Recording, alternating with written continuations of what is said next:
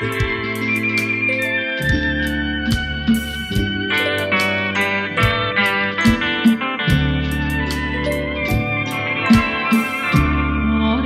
រីស្ងាត់នាមាត់ទន្លេ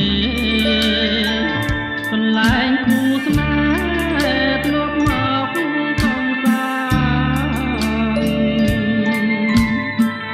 អរិយត្រីស្ងាត់នាមាត់ទន្លេ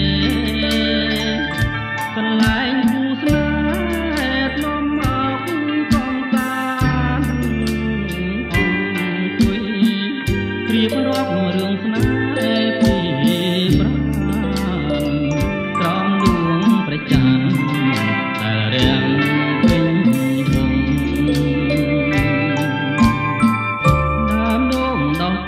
ទៀតទៅមាត់ស្ទឹងជាដួងព្រលឹងខ្ញុំនឹងនួនល្អដើមដូងដោះទេទៀតទៅមាត់ស្ទឹងជាដួងព្រលឹងខ្ញុំនឹងនួនល្អដូងទេកុំរេចាំខ្ញុំផងចាំរឿងស្នេ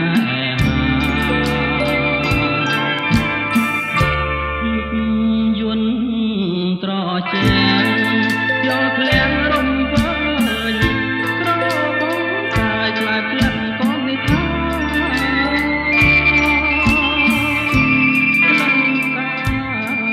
ចំពេញក្លិនទេទីបាជីវិតស្នេហា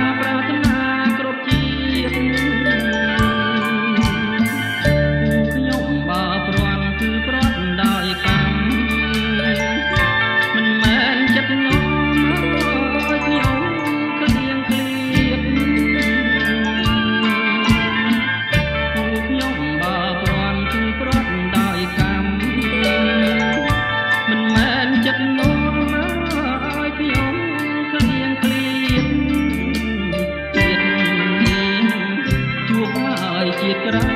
យជួបទៀតសូមជួនគ្រប់ជាតិកុំឃ្លាតផងឡើយ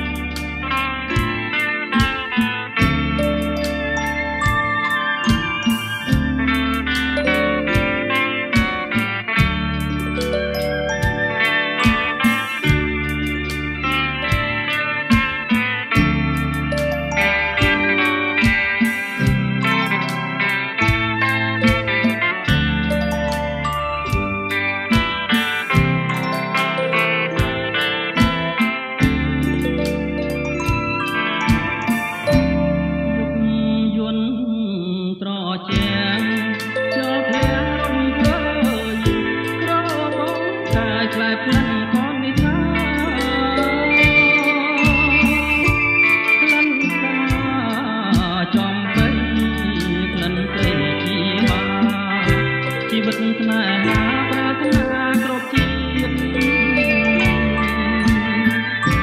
ខ្ញុំបើព្រាន់គឺព្រាត់ដោយកម្មមិនមែនចិត្តនាំឲ្យខ្ញុំក្លៀងក្លៀតខ្ញុំបើព្រាន់គឺព្រាត់ដោយកម្មមិនមែនចិត្តនាំឲ្យខ្ញុំក្លៀងក្លៀតជាតិនេះជួបហើយជាតិក្រោយជួប